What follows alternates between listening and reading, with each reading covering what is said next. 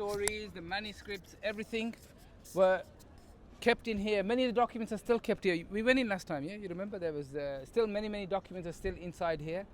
So when they would come back and bring all the goods and things like that from America, everything was logged.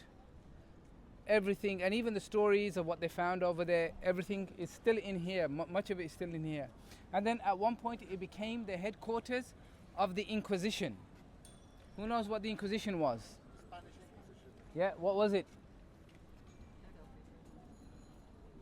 Nobody knows? I mean, they tried to chase Muslims and prevent them from establishing. Yeah, so mainly, officially, it's like anybody who's a lapsed Christian. Okay, somebody who's losing their Christian religion. So officially it's supposed to be that. And but they used it to find secret Muslim. So how do you do that? So if, for example, if officially it's only Christians that the Inquisition can question, that you're not practicing your religion anymore, etc., etc. How do you make that compulsory for other people as well then? What would you do? You force them to convert to Christianity. So now whether they like it or not, they're Christian now. So what are they not going to be doing? They're not going to be practicing this religion, the new religion. So now the Inquisition has authority to question them and punish them and go after them. Okay? And if we keep walking, everyone, Bismillah. So I just want to quickly introduce where we are. We are in Seville, the medieval Islamic capital of Spain, Al-Mawhid and Al-Murabitun, and Al-Muwahidun capital. And now it's very changed, doesn't look like an Islamic city, but once upon a time it was flourishing Islamic capital. There would be book markets here, there would be stalls of halal meat, there would be commodities sold in this neighborhood, there would be scholars walking around with turbans and thobes and books in their hands. So you can imagine a medieval Islamic society, and that was here. Okay, unfortunately none of that remains today apart from few monuments that we will look at. So the building behind me there, you can see, is now the cathedral, the Grand Cathedral of Seville. This is where once upon a time the Grand Masjid stood. And looking at the structure and its size, we can tell that it was a huge masjid. It was a gigantic, magnificent super masjid, like epic mosque, as they say, right? And now unfortunately nothing remains of it apart from one tower that remains from Al-Mawhid period that we will look at inshallah in due course. But this cathedral is actually from the 13th century. That's when they started to build the cathedral. This city fell to the Christians, the Catholics coming from the north in 1248. In 1248, and since then there was a systematic. Bismillah ar-Rahman ar-Rahim. We are here in Seville, in Spain, Al-Andalus, once upon a time the capital of Islam in south central Spain. And today we will be visiting Al-Kazar or Al-Kazar. It is a Christian palace built by a Christian prince in the 14th century, and the palace was built by the Muslims who remained behind, and we're going to be talking more about it. Okay everyone, so Bismillah ar-Rahman ar-Rahim. Welcome to Seville, Al-Kazar or Al-Kazar. Remember we talked about two dates. What were those two dates? 7/11, 1492. What happened in between these two dates? Any idea? The Muslims came to Spain in 7/11, and the last stronghold of Islam in Spain was Granada, that fell to the Catholic monarchs in 1492. So two states, Castile and Aragon, had united through marriage. Okay, Aragon was ruled by Ferdinand or Fernando, and Castile was ruled by a queen called Isabella. We have company. Okay, they agree with me, by the way. So both of these monarchs, they united their countries within Spain and the armies, and Isabella was bent upon removing Islam from the Iberian Peninsula.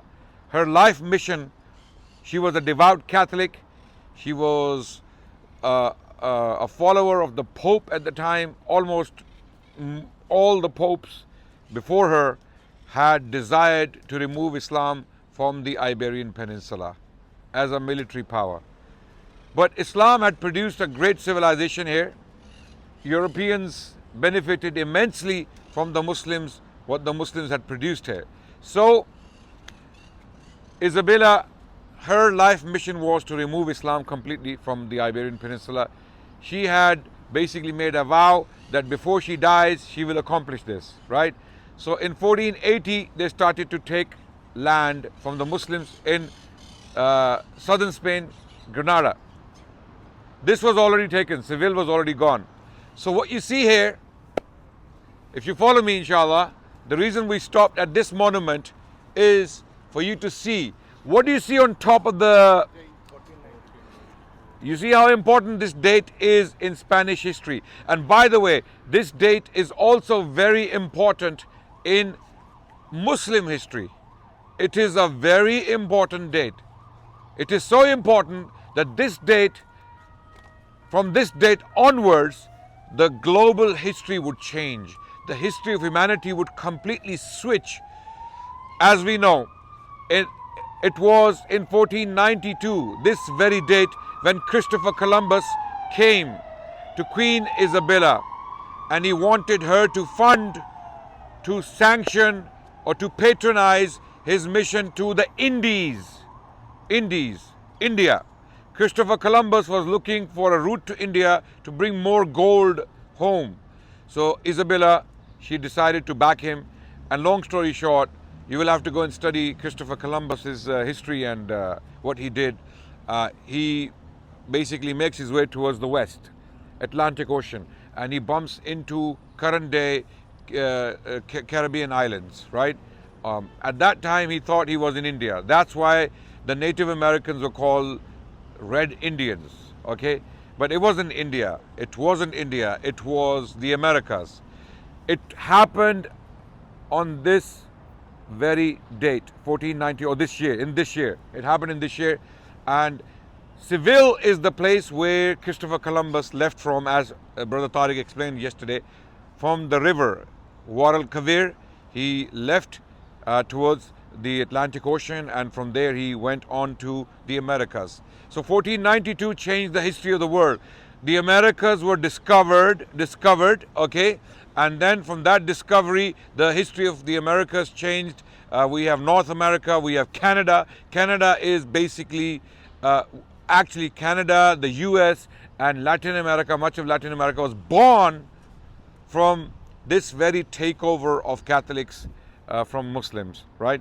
And then were opened the floodgates of persecution, destruction, genocide, and all sorts of things. And this is not, by the way, these are not controversial statements. This is well attested, well confirmed by historians and scholars that a floodgate of colonialism, genocides, illegal settlements, and massacres, and deliberate mass murder of natives, in particular the Americas, continued. In fact, where Christopher Columbus landed, he landed in 1492, 1493, let's say, right? By 1585, less than 100 years later, those islands, that region was completely cleansed of the native people. They had died in their millions, partly because of lack of immunity against the diseases that came with the Europeans, partly because of that. But when the Europeans, in particular the Spanish, had realized that they are not immune, they would actually throw their dead corpses inside their settlements so that they die in big numbers. So all of this is all documented. This is not made up. So 1492 is very important. So the fall of Islam impacted the history of the world directly, right? And there's a lot more we can talk about. We don't have the time for details, but we're just going to completely, shall we move on? Or you? Very quickly, I just want to mention, we are a group A couple of things to keep in mind is, as this is not history, this is just like general Logistic details. logistic details. That as we move, please move together as one body, as we are supposed to be, one ummah. Okay, so try to move together as one body. Also, when we gather, we stop for talks and things.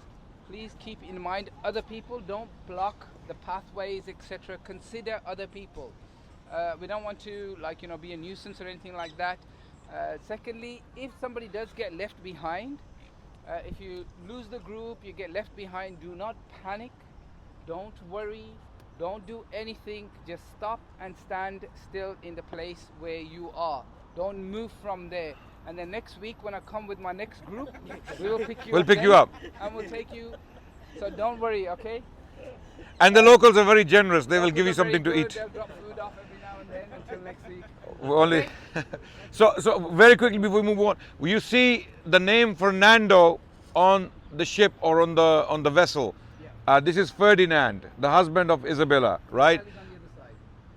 The name Isabella. Isabella is on the other side. Okay, so Fernando on this side, Isabella on the other side, and then there is a lion on top representing their power. The date 1492 is very important. Remember that. Let's go, inshallah. Pause. Which angle? Do you have wide angle? I'm on 0.5.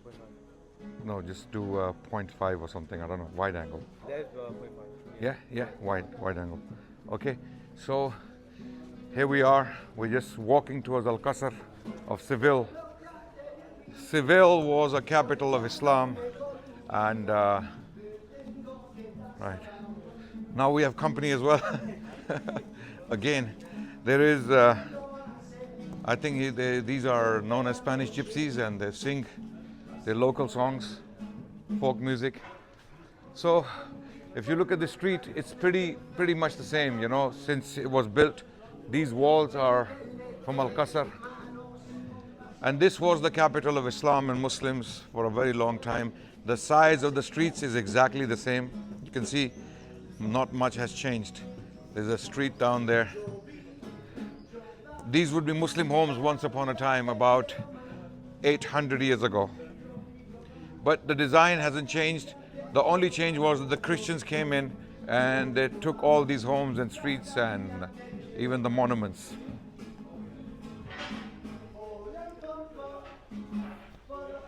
It's another long street. If you look down there, you see it's a long street. Yeah. Right. So if you look up here, you can see that these are the walls of Al-Kazar. Al-Kazar is literally the palace, and we will see inside, inshallah, in a minute. It is absolutely magnificent, mind-blowing. So everyone, this is Seville, south central Spain, once dominated by Islam and Muslims, and this was the Muslim capital of Andalusia during the Al-Murabitun and Al-Mawahidun period, or also called Al-Muravids and Al-Mohads. These were two dynasties that came from current-day Morocco to prolong the rule of Islam in this region, because Muslims had started to lose territory in the 11th century in Spain. The Catholics were coming from the north and they were taking all this territory from the Muslims. And the only reason this territory lasted for another 150 years in Muslim hands was because of this intervention from North Africa, from Morocco in particular. The Al-Muravids and Al-Mohads, they came in and they sustained. So this is like a courtyard. We can see what you see behind me there is the same tower. Okay, this tower was built during the Al-Mohad period. It is about 800 years old, right? It still stands. This is one of the only standing Islamic monuments in Seville today. Unfortunately, the rest of it has been destroyed. There was a big, massive masjid right next to it. That masjid is gone now. There's a cathedral in its place. We're going to go to Al-Kazar now, Al-Kazar to visit, inshallah. Tariq, you want to say something? Or yeah. Yes, very quickly. So the area that we've just walked through is known as the Khudariya. What is the Khudariya? It's called the Jewish quarter. Okay, this is the old Jewish quarter. So what you had in every single major city of Al-Andalus was Jewish quarters. The Jewish community was very, very prominent. We will talk a lot more about them once we get to Cordoba, but just to give you an idea that under Islam, the Jewish community prospered. And just like this was a golden age for us as Muslims, the golden age of Judaism, and I mean the golden age of Judaism, was Al-Andalus. Does anybody know who the Jews, what the name of the Jews is from Spain? No? Sephardic. Thank you very much. Very good. Sephardic Jews. So the way we call Spain Al-Andalus, they call Spain Sepharda. This was Sepharda. And Sephardic Jews are from here. And anybody who knows their history, they understand that this was their golden age. Their philosophers, their Thinkers, politicians, yeah. their thinkers, their Poets. books that they wrote at that time. Actually, under Islam here was the revival of Judaism, and Hebrew, the language itself, was revived here. Otherwise, it was nearly completely lost. A few years ago, this Jewish intellectual, he wrote an article in which he started the article by saying that if the Muslims had not arrived in Al-Andalus in Spain when they did, in 711, the Jews would have been wiped out in Europe. Absolutely. Because the persecution and the annihilation of Jews was just going from strength to strength. They were hunting them down, they were wiping them out, they were completely getting rid of them. If the Muslims hadn't arrived, they would have been wiped out. But Muslims arrived and they prospered and went from strength to strength. And then when the Christians took over again, the first people they started on was the Jews. They persecuted them, they threw them out. And where did they go to? Morocco, to Istanbul, to Tunisia, to Algeria, to North Africa. All the Muslim lands took them in. In fact, Muhammad al-Fatih, the conqueror of Constantinople, the one who conquered Istanbul, sent ships to pick up the Jews from here and took them to Istanbul. And they prospered and became a very, very successful community there. So under Islam, they owe so much to Islam that, like, the only reason they're still around really basically is because of the Muslims. And this much is historically documented. What Brother Tariq is telling you are basically statements that you can do PhDs on, literally. I mean, there is so much detail, archives, documents, the golden age of the Jewish people, their scientists, their theologians, their rabbis, some of the best rabbis. The Jewish people from Islamic Spain were the most sophisticated Jews in the world. This is why when they left from here, escaping with their lives, they got high positions in the Muslim society wherever they went because they were highly qualified. So the Muslims actually opened the doors for them, and they had the golden age.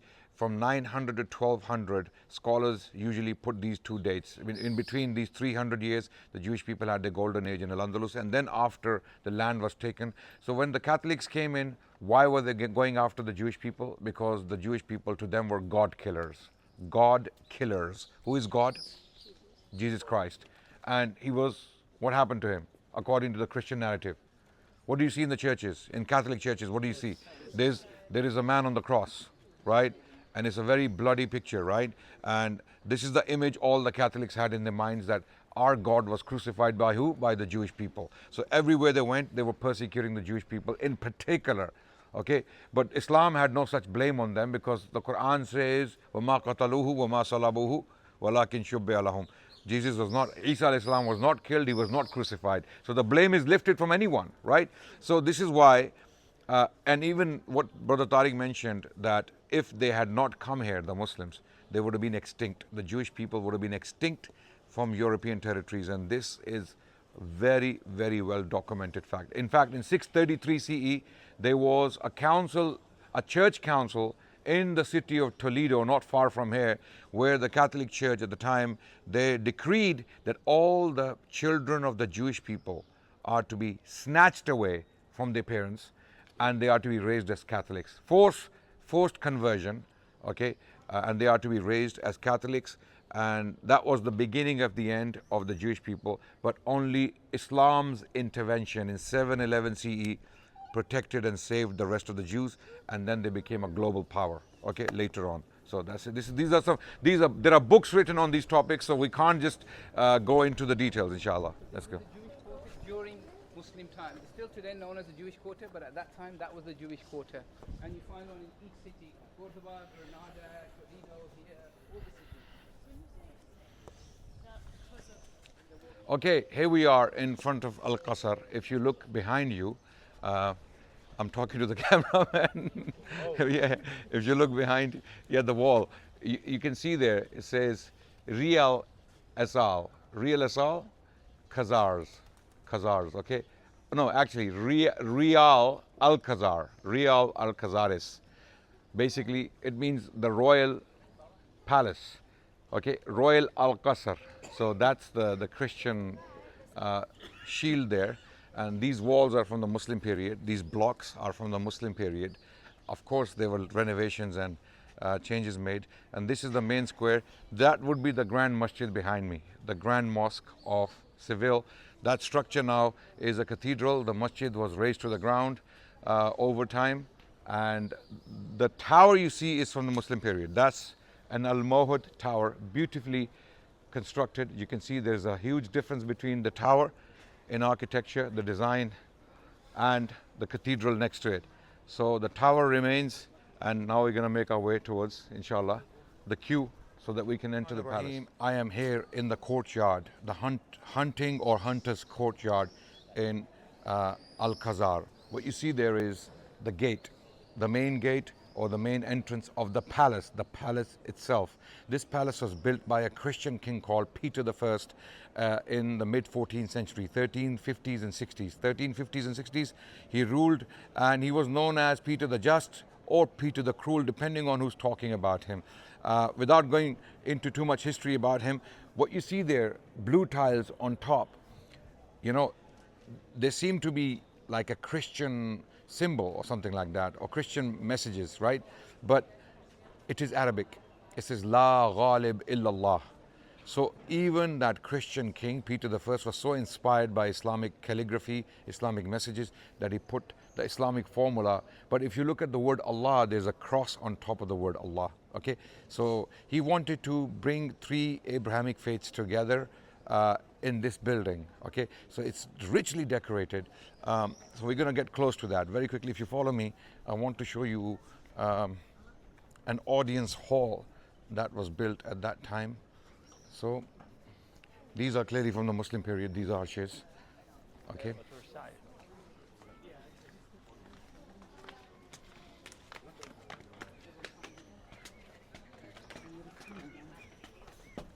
So if you look here, look inside.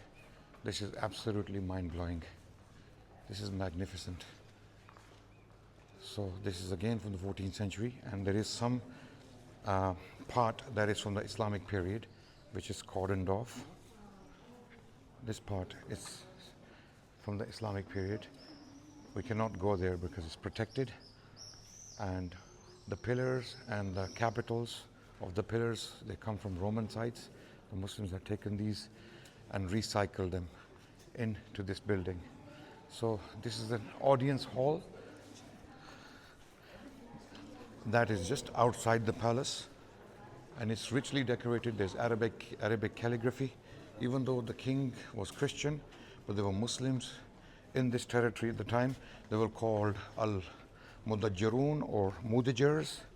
Mudajjars is the word that is used for those Muslims who remained behind under Christian rule when the Christians, the Catholics, had taken this territory.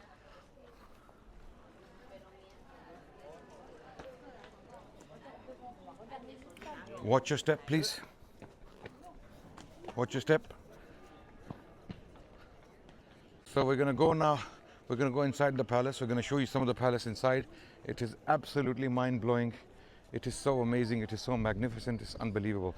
And this is a symbol of Islam standing to this day because it was built by Muslims. Although the person behind was a Christian king, his name is there in Latin, and Wala Ghalib ilallah is written in the Arabic language.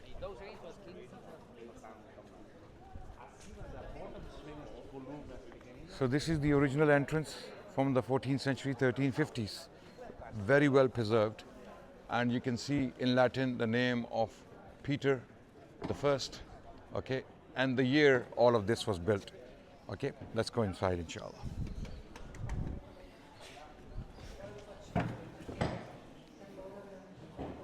So when we enter, it is absolutely amazingly richly decorated. You can see the Arabic calligraphy. The whole palace is filled, packed with Arabic calligraphy and Arabic character. Even this tiling, the style of tiling is very Arabic, inspired from the Muslim architecture from Granada and other places. There was already a Muslim palace in this place, built by the Muslim kings during from the previous centuries. So when Al-Murabitun came here, they obviously added to the palace, and then so did the Al-Muwahidun or Al-Mawhids, and then that palace had fallen into ruins, and then Peter I basically resurrected a new palace in the 14th century at the same spot, and this is what we have right now. So if you follow me, inshallah.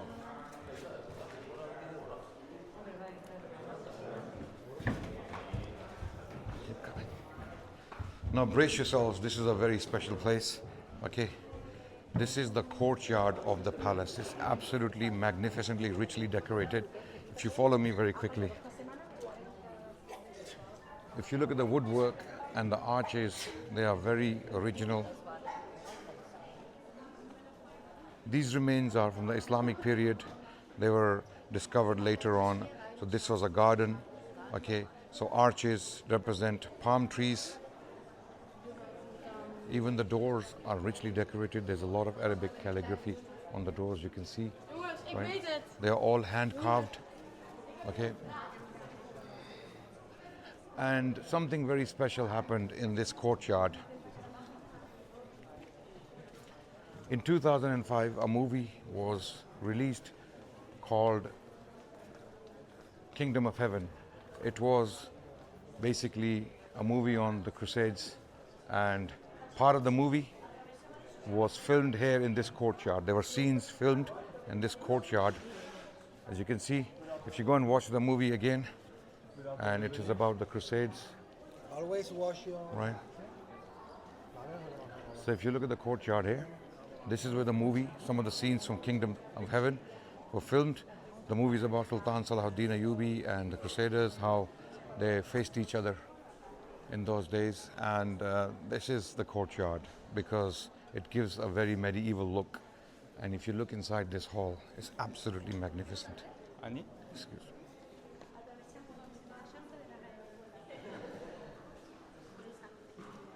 This is absolutely mind-blowing. I'm just showing you glimpses, brothers and sisters, so that you realize why we are here. We are here to show you that this exists. And this is Islamic heritage, Islamic past. Even though it is a Christian palace, but it was built by the Muslims, people called Mudajjars, Al-Mudajjarun. Many of them were actually sent from Granada kingdom, the Nasrid kingdom of Granada.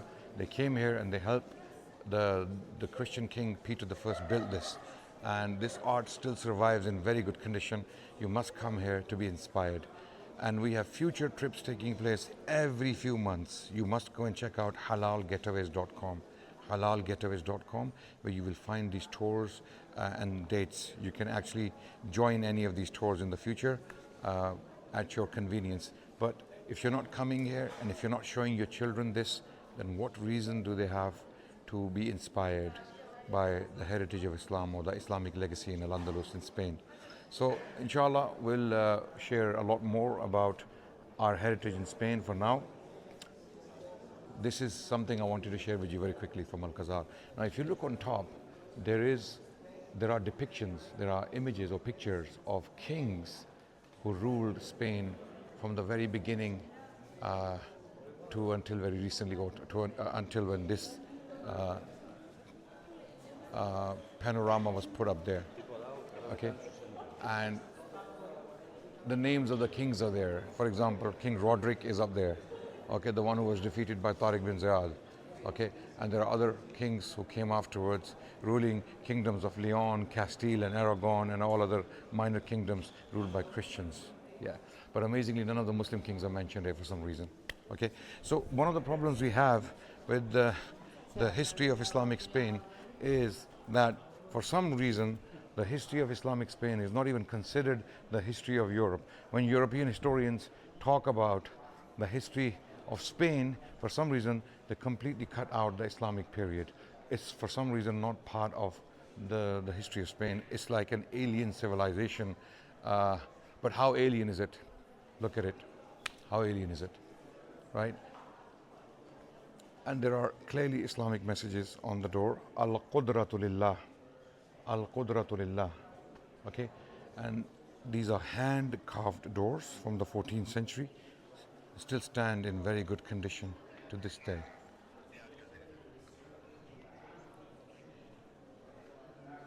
So this is the civilization of Islam looking at you in your face. You come here, you cannot fail to be inspired. This is absolutely mind-blowing. This is crazy. Okay, this beauty, this kind of stuff cannot be done today. I mean, we don't have artists or architects who can reproduce this in hand. Inshallah, keep following me. So this is a mixture of the Islamic civilization with Christian symbolism, but Islamic imagery is very, very visible and pronounced. So we'll come back with more, inshallah.